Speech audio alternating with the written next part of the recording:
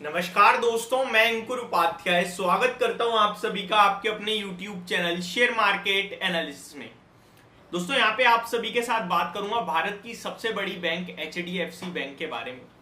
HDFC bank के बारे में बात करें तो कंपनी ने रिसेंटली मर्जर अनाउंस किया है जिसमें HDFC लिमिटेड मर्ज हो जाएगी HDFC बैंक में, और इसी के साथ HDFC बैंक भारत की दूसरे नंबर की सबसे बड़ी कंपनी बन जाएगी। अभी TCS है दूसरे नंबर पे, तीसरे पे HDFC बैंक आती है with around 9 lakh crore plus market cap. But HDFC limited के मर्जर के बाद HDFC बैंक का market cap around 14 lakh crore के समथिंग पहुंच जाएगा, जो कि दूसरे नंबर पे बनाता है इसे।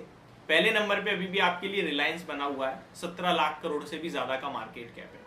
अब यहाँ पे काफी सारे लोग ये पूछ रहे हैं कि HDFC बैंक लेना तो है भाई, ये तो हमने सोच लिया है, लेकिन कौन से प्राइस पे लिया जाए ये समझ में नहीं आ रहा है और ये स्टॉक गिर क्यों रहा है। एंड यहाँ पे एक ब्रेकिंग न्यूज भी आते हुए दिख रही है, MSCI इंडेक्स में अभी HDFC लिमिटेड हैगा, वो रिमूव हो रहा है, उसके बदले बैंक आएगा। तो यहाँ वेटेज में कुछ बदलाव होगा जिसकी वजह से सेलिंग आ सकती है अराउंड 1000 से 1500 करोड़ के समथिंग की। तो ये थोड़ा सा नेगेटिव है बट ज्यादा नहीं है, ठीक है, ये सब चलता रहता है बाजार में। यहाँ पे आप क्लियरली देख भी सकते हैं MSCI will continue with the half factor for the merged entity and passive trackers will have to sell around USD 150 to 200 million, यानी कि 150 से 200 मिलियन डॉलर की बिकवाली आ सकती है ये एडजस्टमेंट के रूप में। बट उसको छोड़ता हूं, अभी मैं आगे बढ़ता हूं एंड बात करता हूं HDFC बैंक के स्टॉक के बारे में। देखिए 1660 का लेवल है जो अभी क्लोजिंग है। मेरे कहने से मत लो आप HDFC बैंक, मैं नहीं कह रहा आप खरीदो, मैं सिर्फ इतना कह रहा हूं आप HDFC बैंक के बैलेंस शीट चेक करो, आप HDFC बैंक की अर्निंग्स चेक करो, आप HDFC बैंक का प्राइस चेक करो, वैल्यूएशन चेक करो, फिर आपको पता चलेगा कि कितना गैप हो गया है प्राइस में और अर्निंग्स में।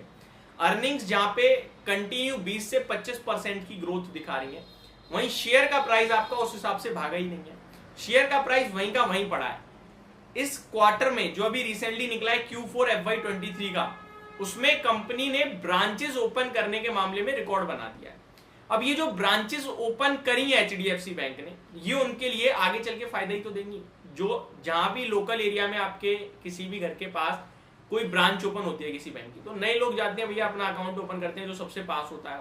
ऑब्वियस सी बात है, किसी का किसी बैंक में होगा भी ना तो भी यार मेरे घर के तो पास आ गए, यहीं ओपन कर लो, और एक ब्रांच ओपन होने में 5-10 साल तक तो वहीं रहती है, तो वहां उस एरिया के सारे लोग अपने पास बुला लेती है, तो पैसा आएगा बैंक के पास एक्स्ट्रा, फिर उससे क्या करेगी बैंक, उससे लोन बांटेगी, पैसा बनाएगी।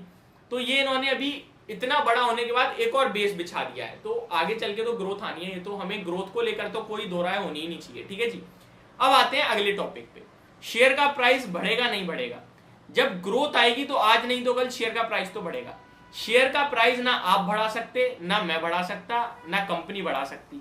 कंपनी खुद भी कहोगी आप शेयर का प्राइस, वो भी नहीं बढ़ा पाएंगे भैया।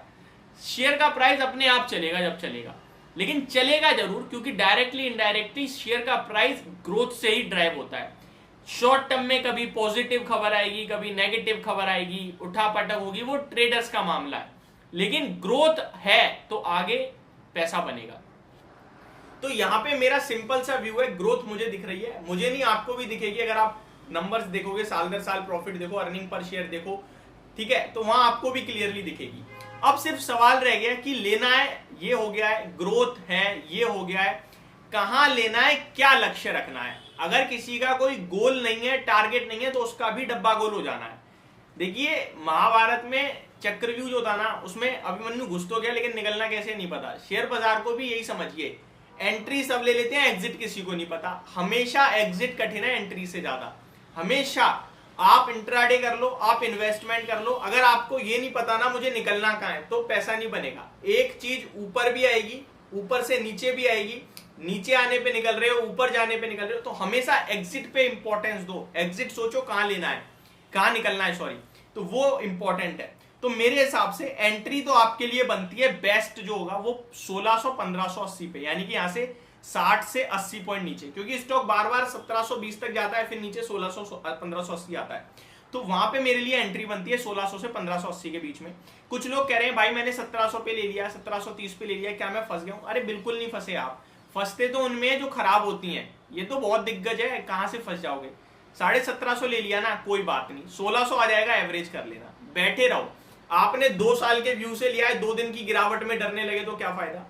2 साल सोच के लिया है ना, समय सबसे ज्यादा पावरफुल है, नीचे आएगा और उठाना और वेट करो। ये 2000, 2100, 2400 और डबल भी हो जाए तो कोई बड़ी बात नहीं है। ये ऐसी कंपनी है, ऐसी बैंक है जो 46-48 हजार करोड़ तो करंटली बना रही है साल का प्रॉफिट बना रही है। मर्ज होने के बाद मोर देन 50,000 करोड़ का प्रॉफिट होगा इनका पर ईयर का, और आप ऐसी कंपनी में डर रहे हो तो फिर बेकार है आपका। तो भारत को आगे ग्रोथ लेनी है, करनी है, इकोनॉमी को आगे बढ़ना है तो HDFC लीड करेगा, टेंशन फ्री होकर होल्ड करो। ये मेरी तरफ से आपके लिए वीडियो थी, प्रॉपर निवेशकों के लिए थी, कोई ट्रेडिंग प्रोस्पेक्टिव नहीं था, कोई स्पेकुलेशन नहीं थी, डाटाबेस बात करिए। होप आपको ये वीडियो समझ आई होगी, पसंद भी आई होगी। Thank you so much for watching this video, have a great day guys.